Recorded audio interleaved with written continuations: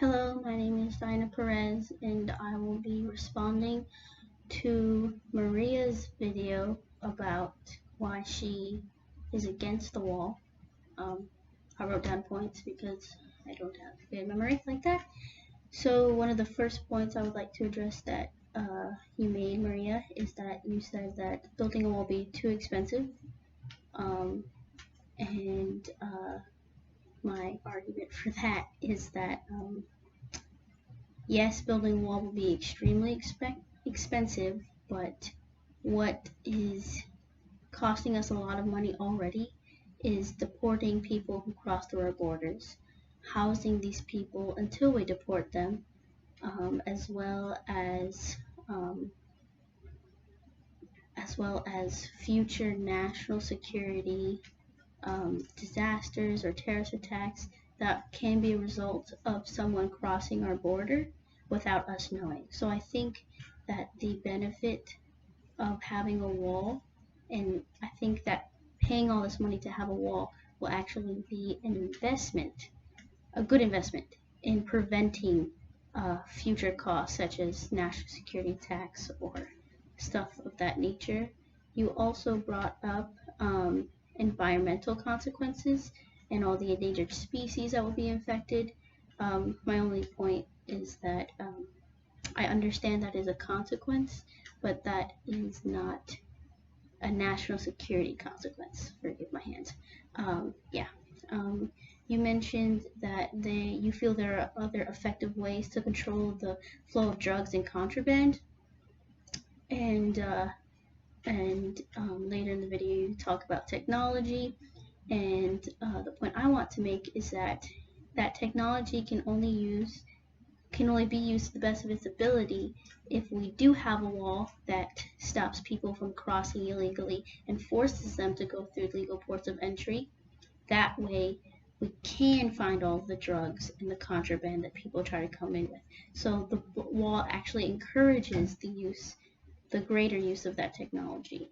Another point you make is a lot of the people who actually cross into our border are not criminals. They're people seeking asylum. And what I would say to that is that yes, that might be true, that is true, but we don't know that. We don't know who these people are before they get here. So forcing them to go through legal ports of entry is how we can get as much information on who these people are and why they want to come. Having a wall that keeps people out will again encourage people to go to the legal ports of entry, so we can know and we will find out that they do want asylum, they're seeking asylum. You mentioned that a majority of drugs are coming through legal ports of entry, and like how you were saying how Trump is saying that a lot of drugs are coming with people who come over illegally, but in fact a majority of drugs that are found at legal ports. And I agree with your point, and I actually think it supports the wall, because if that's the case, then again, if we build a wall that keeps people out and forces the people to legal ports of entry, then we'll find all of the drugs, then I guess and be able to confiscate it. So that was another point you made. And then you talked a lot about technology that can be used at legal ports of entry, and how you feel as though they're not being used, or how it's outdated, and we need to put our money into that, which I do agree with you on that point. However, there's really no point in advancing that if we don't have a lot of people going through legal ports of entry. So again, building a wall, forcing people to legal ports of entry will only make the use of that technology and that investment even greater.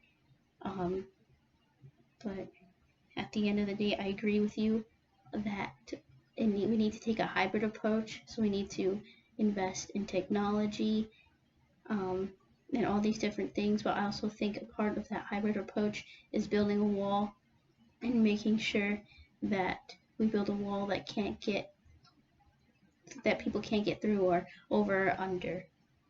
So yeah, that is my response to your video, Maria. Thank you.